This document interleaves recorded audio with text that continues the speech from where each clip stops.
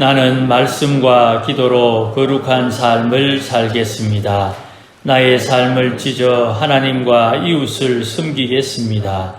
십자가에서 죽은 내 안에 예수님 계시면 성령님께서 일하십니다. 아멘. 고맙습니다.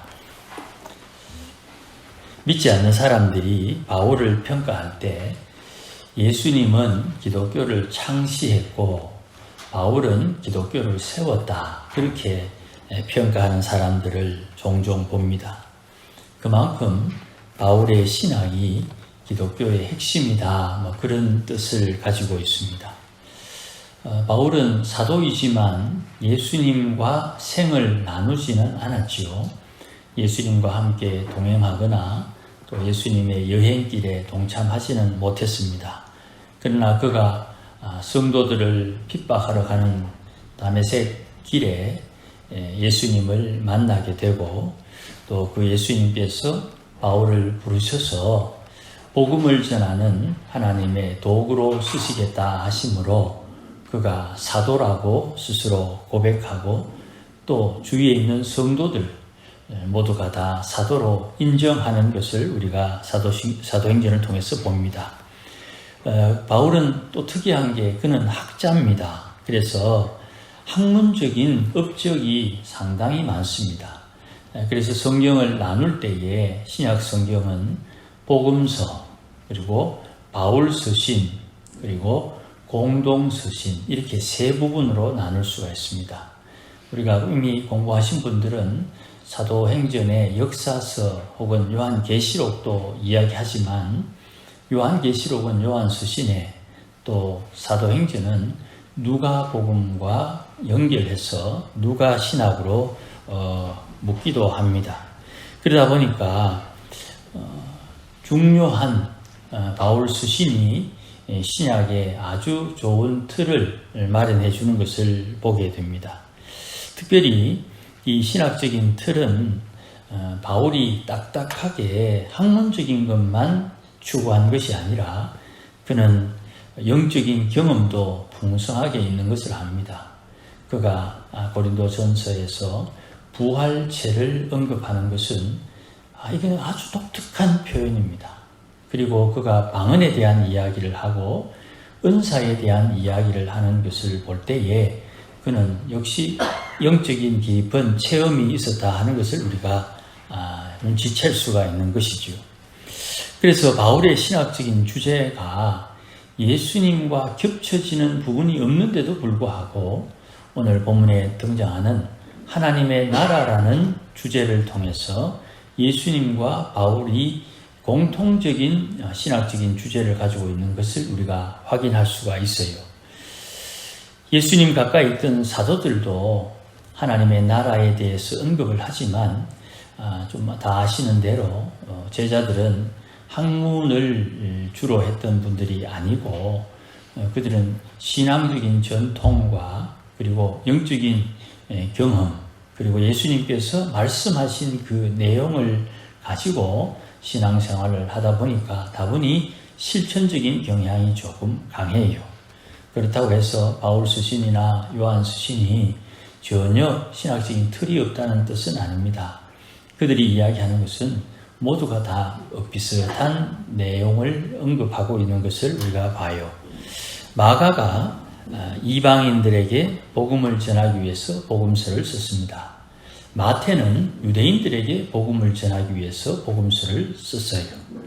누가는 누가복음과 함께 복음이 어떻게 이어지느냐, 역사적인 배경으로 누가가 누가복음과 사도행전을 1부, 2부처럼 나누어서 쓰게 돼요.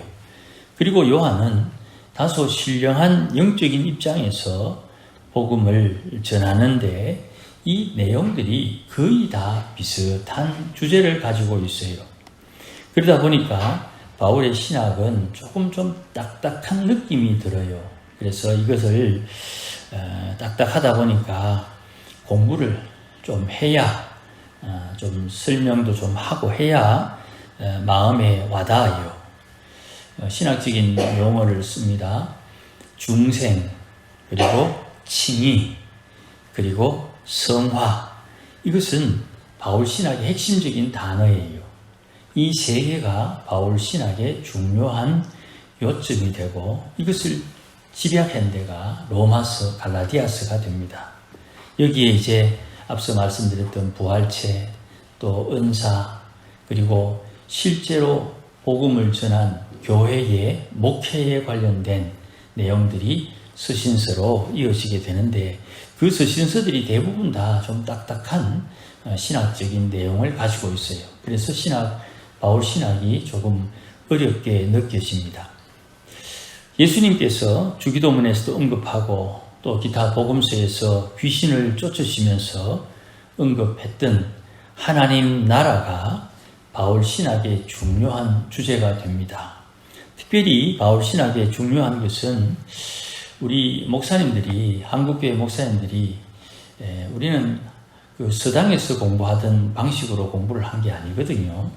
그러다 보니까 서구식 교육을 받아가지고 뭔가 딱딱 맞아떨어지는 걸 좋아해요. 우리 한국인들의 성품이기도 한 것 같아요.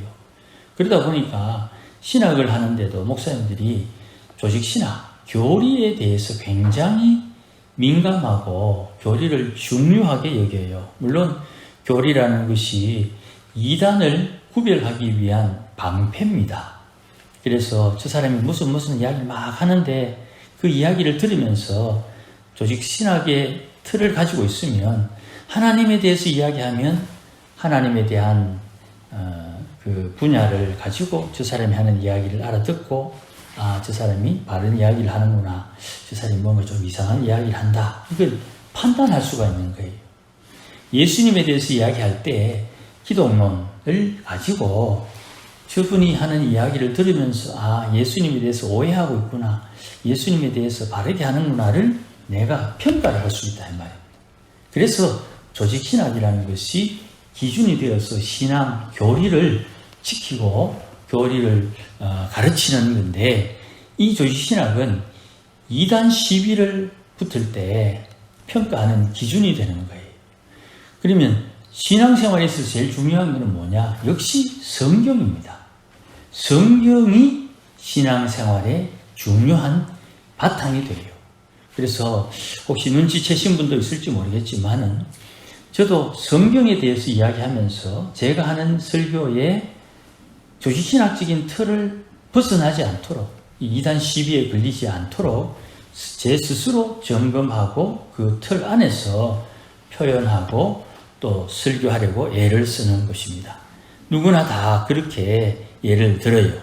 그런데 이게 법이라는 것이 이 토시에 따라 달라지니까 조직신학을 강조하는 분들은 좀 딱딱하고 좀 들을 때도 뭔가 설명을 할 때도 조금 어려운 감이 없지 않아 있어요.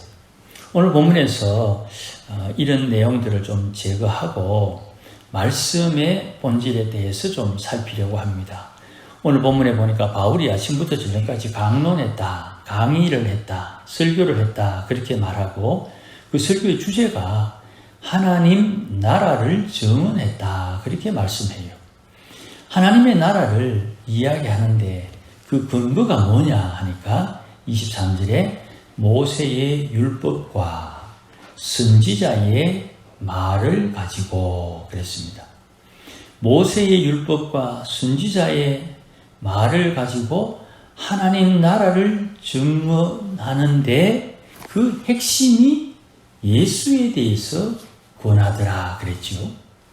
바울의 하나님 나라의 핵심은 예수님, 그 예수님을 증언하는 구약의 배경은 모세의 율법과 선지서의 말씀을 가지고 증언하는 거예요. 그러니까 우리가 하나님의 나라는 구약 성경의 핵심적인 주제라는 것을 우리가 눈치챌 수가 있죠. 그리고 구약 성경의 하나님 나라의 설명은 예수님을 빼버리면 설명이 안 된다는 것이 바울의 주장이에요. 그러니 이 바울이 썼던 방법을 우리가 받아서 우리도 구약 성경을 살피면서 예수를 믿는 내가 구약의 율법, 선지서의 말씀을 대할 때 하나님의 나라가 보인다 이 말입니다.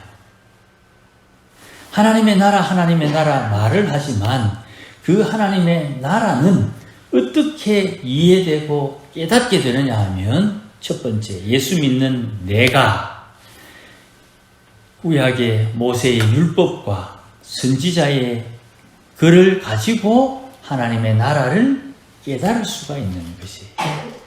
그럼 예수 믿지 않는 사람들은 하나님 나라가 있다는 것을 알지만 깨달을 수가 없는 거예요. 깨달아도 왜곡된 깨달음이 되는 것이지요. 그래서 이 이야기를 바울이 증거하니까 24절에 그 말을 믿는 사람도 있고 믿지 않는 사람도 있더라. 믿는 사람과 믿지 않는 사람이 바울의 강론을 듣고 착 나누어지죠. 오른쪽과 왼쪽이 나눠지듯이 믿는 사람도 생기고 믿지 않는 사람도 생기는데 이렇게 서로 바울과 믿지 않는 사람들과 이렇게 맞지 아니하는 것, 그래서 흩어지는 이 상황을 바울이 이렇게 이야기를 합니다. 25절에 이사야서 6장 9절과 10절의 말씀을 언급하면서 이 백성이 듣기는 들어도 깨닫지 못하고 보기는 보아도 알지 못하는구나. 들으면 깨닫고 보면 알아야 되는데 왜 이걸 모를까? 이것이 27절 말씀에 이 백성들의 마음이 우둔해졌다, 어리석어졌다, 또 강팍해졌다, 하나님의 말씀을 거부하는 마음이 있다, 이런 뜻입니다. 들어도 깨닫지 못하고 봐도 알지 못하는 그 원인은 마음에 있는 거예요. 마음에. 언젠가 제가 그런 말씀 드렸죠. 전도를 했더니만 김일성이 천국 가나, 예수 믿으면 천국 갑니다. 김일성이가 천국 가면 난 그 천국 안 간다. 그런 분들이 있어요. 자기가 싫어하고 자기 인생에 폐를 끼치고 손해를 끼치고 자기 인생에 억울함을 준 그 사람들은 천국 가면 안 된다는 거예요. 하나님 말씀에 그 악한 사람, 그 죄인, 그 못된 사람이 어떻게 천국 갈 수 있느냐? 아니, 예수 믿으면 천국 간다고 성경에 나와 있는데요. 그래서 그 하나님 안 믿겠다는 거예요. 그러면 자기는 어떻게 천국 갑니까? 자기도 예수 믿으면 천국 가는데 나는 저 사람보다 의롭다, 나는 저 사람보다 착하다, 뭐 그런 생각을 가지고 있는지는 모르지만 천국도 기분 나쁘면 안 간다 이 말입니다. 사람의 마음이 그렇게 왜곡되어 있어요. 그러니 마음이 우둔해지고 마음이 어리석어지고 마음에 고집이 생기고 마음에 적대감이 생기면 하나님의 말씀을 들어도 깨닫지 못하고 하나님의 일하심을 봐도 알지 못하는 거예요. 이게 이사야에 기록된 하나님의 말씀이라는 겁니다. 그러니 우리가 주의해야 되겠죠. 하나님의 나라를 이해하기 위해서는 내 마음이 부드러워져야 돼. 내 마음이 겸손해져야 돼. 내 마음이 회개를 해야 되는 거예요. 오전에도 말씀드렸고 계속 때가 되면 말씀드립니다. 우리의 회개는 행동을 회개하는 게 아닙니다. 예수 안 믿는 사람들 멱살 쥐고 싸우면서도 어떤 왜 그렇게 될 수밖에 없었는지 상황을 알게 되면 막걸리 한잔 하면서 나 미안하다, 잘못했다, 다음에 뭐 한번 할 때 도와줄게, 뭐 그래가지고 또 다 푸는데 마음이 다치면 이게 어렵다 이 말입니다. 그러니 행동을 회개하려고 하지 말고 마음을 회개하면 행동은 자연스럽게 좀 시간이 걸릴 수 있지만 변하게 되어 있는 거예요. 성질이 급한 사람이 회개하면 성질이 차분해집니다. 아이고 나는 뭐 혈액형이 B형이라 가지고 뭐 성질이 급하다고 회개를 하면 성질이 차분해져요.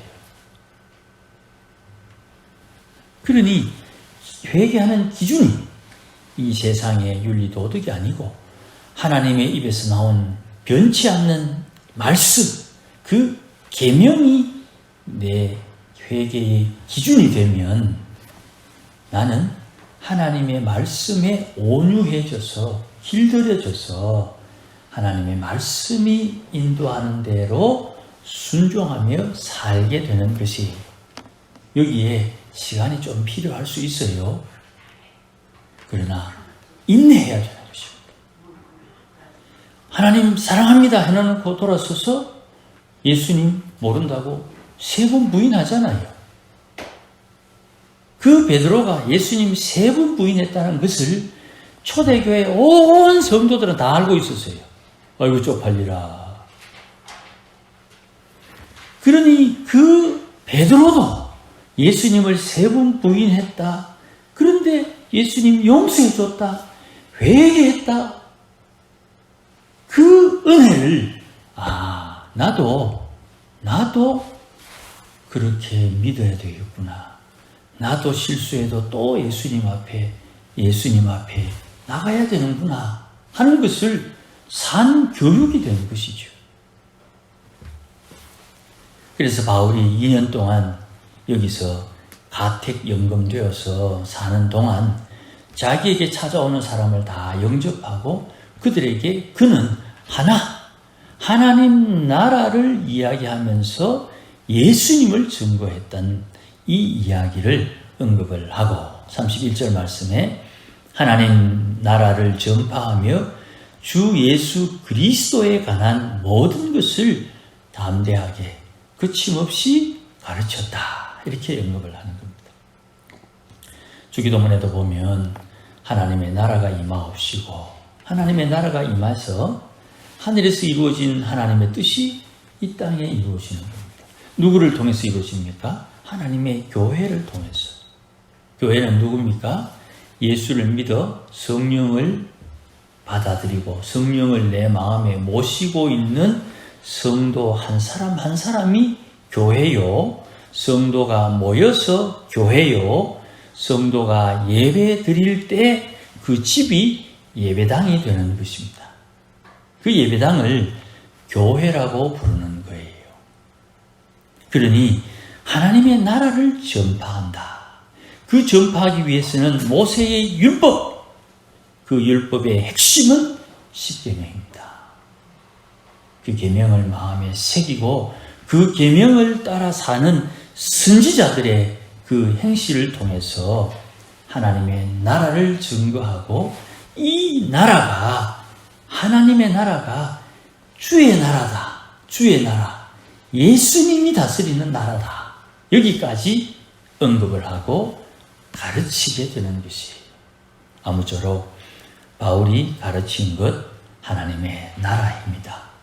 우리가 지금 하나님의 나라 안에서 안식하고 하나님의 나라 안에서 하나님의 보호하심을 얻고 하나님의 나라를 배우면서 하나님의 나라를 이루어가고 하늘에서 이루어진 뜻이 우리를 통해서 이루어짐으로 하나님의 나라를 만들어가고 보여주고 형성하고 또 세워가는 것이에요.